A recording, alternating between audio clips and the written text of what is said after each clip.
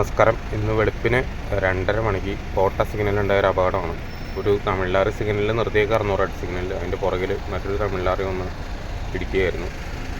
അപ്പോൾ ഫ്രണ്ടിൽ കിടക്കുന്ന വണ്ടിയുമാണ് വണ്ടി ഒന്ന് ഇടിച്ചിട്ട് അതിൻ്റെ ഡ്രൈവർ മാത്രമേ ഉണ്ടായുള്ളൂ. ഡ്രൈവർ ക്യാബിനിൽ ഡ്രൈവർക്ക് സാരമായ പരിക്കുകൾ പറ്റിയിട്ടുണ്ട്. നമ്മുടെ കേരള പോലീസും ഫയർഫോഴ്സും ഒത്തിരി ബുദ്ധിമുട്ടിയാണ് ആളെ പുറത്തെടുത്ത് ഇപ്പോൾ ആംബുലൻസിലേക്ക് കയറ്റിക്കൊണ്ടിരിക്കുകയാണ്.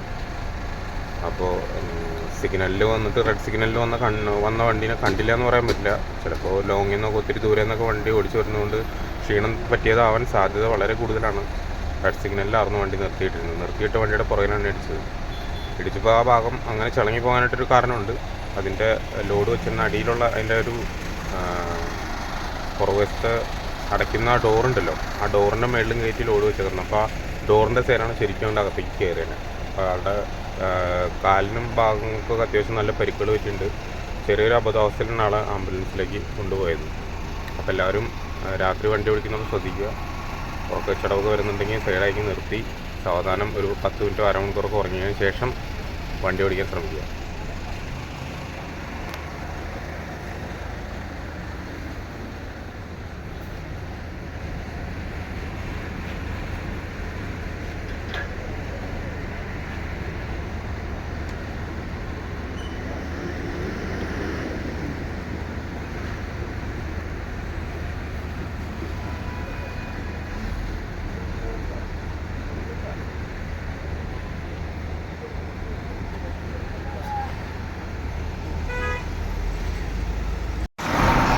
വാഹനം ഓടിച്ചിരുന്ന ഡ്രൈവറുടെ കാലുള്ളിൽ കുറച്ച് പ്രശ്നത്തിലായിരുന്നു, ഇടിച്ച് ജാമായ നിലയിലായിരുന്നു. അപ്പോൾ അതിൻ്റെ ഉള്ളിൽ കാല് പെട്ടിരിക്കുകയായിരുന്നു. അപ്പോൾ അതുകൊണ്ട് ഒത്തിരി സമയം എടുത്തിട്ടാണ് പോലീസ് ഫയർഫോഴ്സിൻ്റെ ആളെ പുറത്തെടുത്ത് ആംബുലൻസിൽ കയറ്റി വിട്ടത്.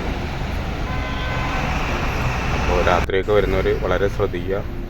ചില സിഗ്നലിൽ രാത്രി വർക്ക് ചെയ്യുന്ന സിഗ്നലുണ്ട്, വർക്ക് ചെയ്യാത്ത സിഗ്നലുണ്ട്. അപ്പോൾ അതൊക്കെ നമ്മുടെ ഓർമ്മയിൽ വേണം. രാത്രി വണ്ടി ഓടിക്കുന്ന കൂട്ടുകാർ എല്ലാവരും ശ്രദ്ധിക്കുക.